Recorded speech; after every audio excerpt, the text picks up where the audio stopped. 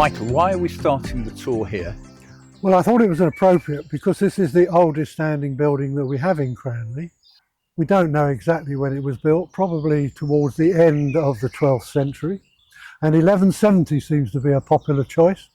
That was the year that Thomas à Becket was murdered in Canterbury Cathedral and brought about a great increase in religious fervour throughout the country. And many churches were either built or expanded at about that time. The church is much more than just a historic building. It's been the centre for religious knowledge and community activities throughout the centuries. It's a place where you come to be baptised, to be married and to be buried. And all that is recorded by the church, and we have records in Cranleigh going back as far as 1566, which of course is a great help to anybody doing their family history research. On the path up to the church, you can see some rather splendid York stone slabs, which were probably quarried locally, and you can still see the ripple marks in the stones, which indicate that Cranleigh at one time was underwater. It's said that the stones were taken from the kitchen floor of the old maltster's cottage, which was situated within the confines of the church up until about 1860. Was the tower built at the same time? No, the tower is a later addition, probably added sometime in the 13th century.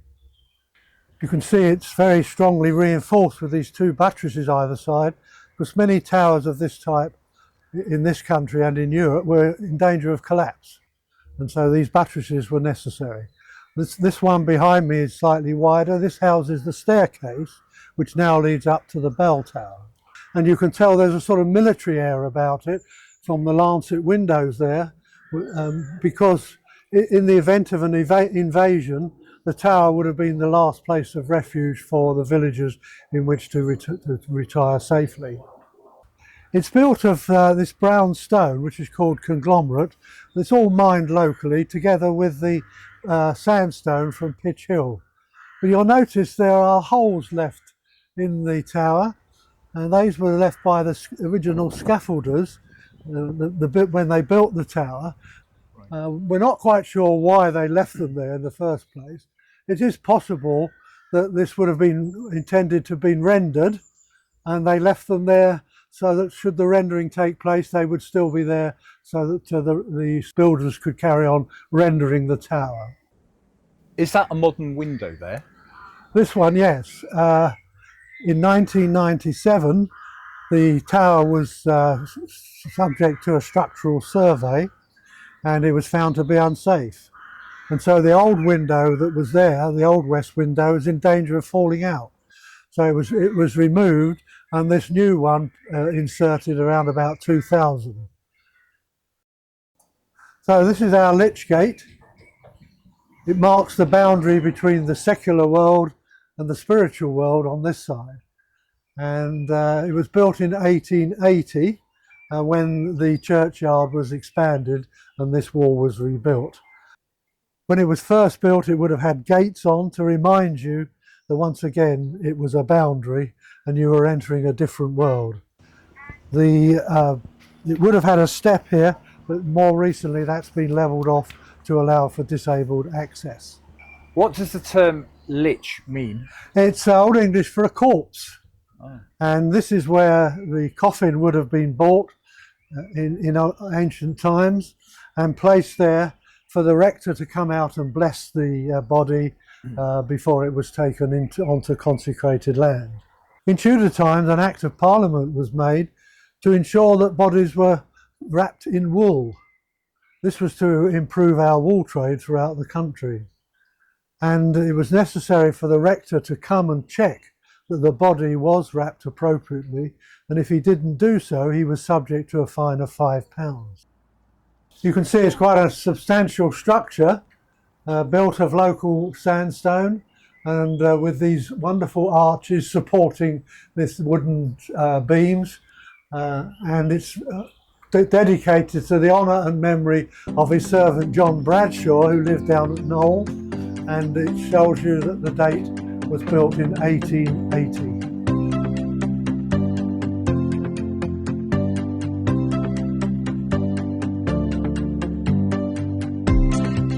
Well, Howard, this rather splendid building behind us was originally known as the Lady Peake Institute. It was given to the village by Sir Henry Peake, our local MP, in memory of his wife Margaret, and it was a gentleman's club. It had a bar and a reading room and a billiard room and all the things that a gentleman might require, but ladies unfortunately were rather not so welcome and only invited on special occasions. Michael, why is it called Bunbury House? Well, the lady that now owns it and converted it into apartments, it was her project. She worked in London most of the week, and she needed a project in the country. And if you recall in the book Importance of Being Earnest, it was quite useful to have a Bunbury in the country, which was an excuse for getting away from London life. Right.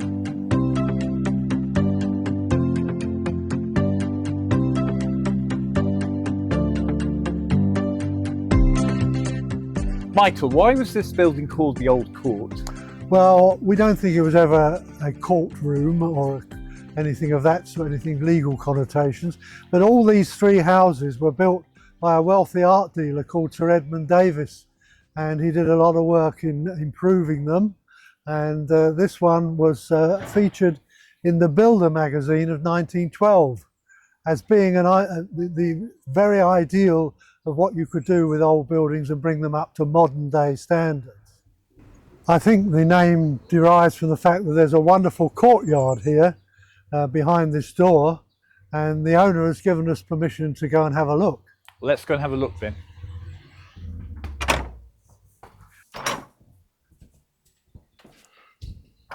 So you can see we have this wonderful U-shaped building enclosing this splendid space, this courtyard, which I think the name derives from. But all is not as it first seems. If we look at this part of the building, you can see there's some wonderful old weathered timbers here, and that's a barn probably dating from around about 1600. The bricks have been put in later. It would have just been wattle and daub when it was first built. But if we look over this side, the timbers look much newer, much cleaner, and some of the jointing is not as a medieval carpenter would have made it. These timbers look old, but they actually came from our old windmill, which stood on the common till about 1912. In the middle of the First World War, it was no longer in use. And Mr. Davis thought, where can I get some old timbers to renovate my building? And he sent off his local builder, Jabez Nightingale, to put in an offer for the windmill. And he managed to purchase it for £5, provided he took all the timber away. So the timbers were bought back and cleaned up a bit and used to build this wing of the building.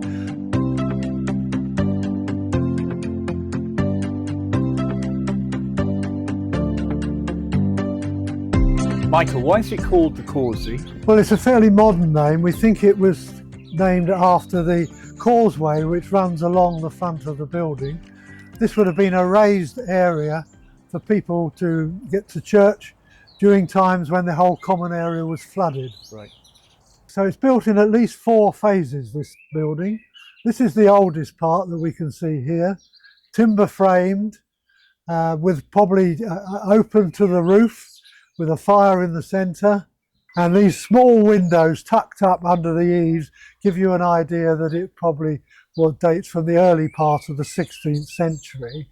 And then later on, behind me, it was a 17th century addition, and you can see that the windows have got larger, glass is now available readily, and so whoever it was has made maximum use of the light entering that part of the building. And in front of me here, this is an even later part, dates from the 18th century, and it's typical of buildings of that particular age.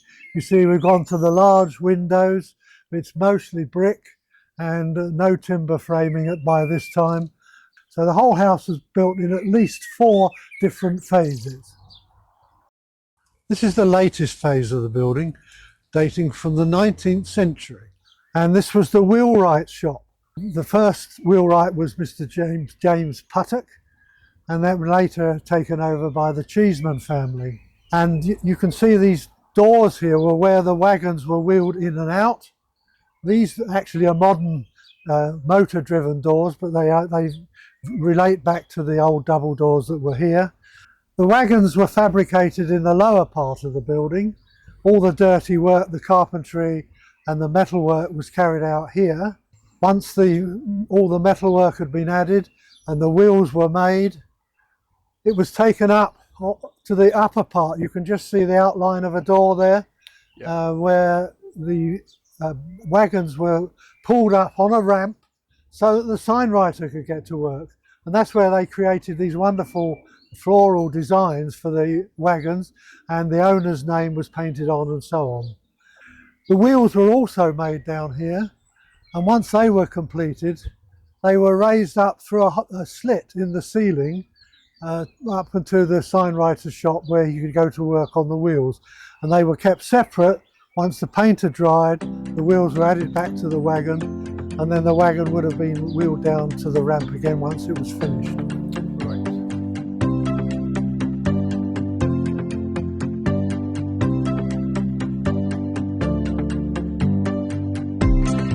We're now at the obelisk, one of Cranleigh's iconic structures. Michael's going to tell us more about it. We don't know much about who actually built it or designed it, but it was built to commemorate the opening of the Turnpike Road in the 1820s. You can see it's originally a fountain. It's meant to be a welcoming feature for travellers. And you can see there's just a little ring there, and there would have been a cup hanging on a chain, and you would have drunk from the cup and then put it back, and then someone else would have come along and drunk from the same cup. But it didn't seem to matter too much. It was used as a welcoming feature for travellers. Why was it built in 3 stages? Well, we're not exactly sure. The money came from Dr. Ellery, who lived in Broad Oak House over there, and it's said that he was a bit slow in coming up with the necessary finances, because it started off with this rather splendid Paludina limestone or Sussex marble, and you can see the shells in the stone there, which was mined locally. Again, an indication that at one time Cranleigh was underwater, and this would have been a part of the bottom of the lake, as it were. And then we get the rather less expensive sandstone, and then on top it's just rubble and render. So it's interesting that it's in the shape of an obelisk. Yep. There was a lot of interest in Egyptology at that time, hence things like Cleopatra's Needle on the embankment. And I think the doctor had the idea of having a little bit of Egypt in Cranleigh. That was his thinking. Michael, I always think the plates are actually the wrong way round. Yes, you're quite right. They show you where you've come from rather than where you're going. They were cast locally by the firm of Champions, and interestingly, they show the distance from Windsor and also on the other side, the distance from Brighton. And it's thought that the Prince Regent used to come through Cranleigh on his way from Windsor to his pavilion in Brighton for one of his assignations with Mrs. Fitzherbert.